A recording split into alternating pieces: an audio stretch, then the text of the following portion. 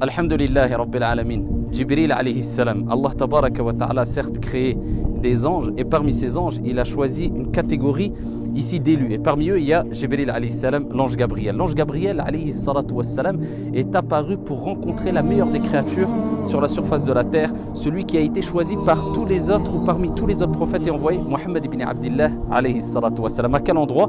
Eh bien, c'est dans cet endroit précisément. Alors cet endroit, on l'appelle Ghar Hira. C'est la grotte où l'ange Gabriel alayhi salatu wassalam est apparu au prophète alayhi salatu wassalam, alors que le prophète alayhi salam avait pour habitude de s'y rendre et passer de longues nuits dans la méditation at-tadabbur.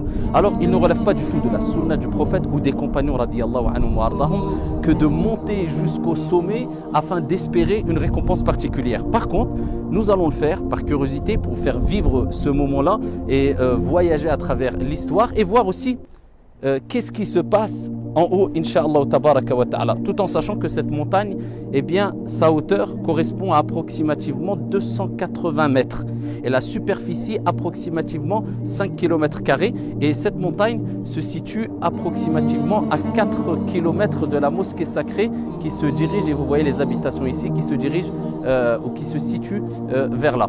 Donc, bi'idhnillah azza wa jal, nous allons grimper.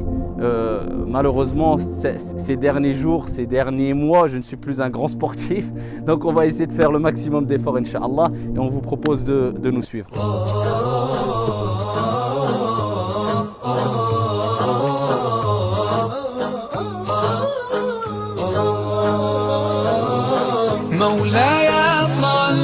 وسلم دائما أبدا على حبيبك خير الخلق كلهم مولاي صل وسلم دائما أبدا على حبيبك خير الخلق كلهم يا ربي صل عليه يا ربي صل عليه يا ربي صلى الله عليه وسلم صلوات الله عليه الله الله الله يا رسول الله يا رسول الله الله الله البدر كطلعته وجه جميل والشمس كبسمته ظل ظليل هو عبد الله سيد الخلق Eux, ils font pas le ramadan, ça c'est sûr.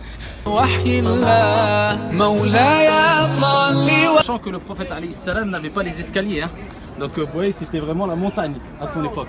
Et ce qui est sûr, c'est que alayhi salatu wassalam était loin de la paresse et de la fainéantise.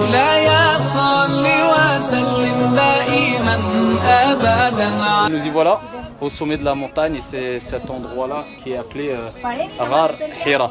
Alors quand on dit Ghar, on ne parle pas de Kahf. Ghar, c'est une grotte. Kahf, c'est plus une caverne. Alors Ghar est appelé Ghar, grotte, tout simplement parce que c'est assez étroit. Et là, c'est l'entrée de ici de la grotte. Alors on va commencer à s'introduire dans cette grotte, Inch'Allah.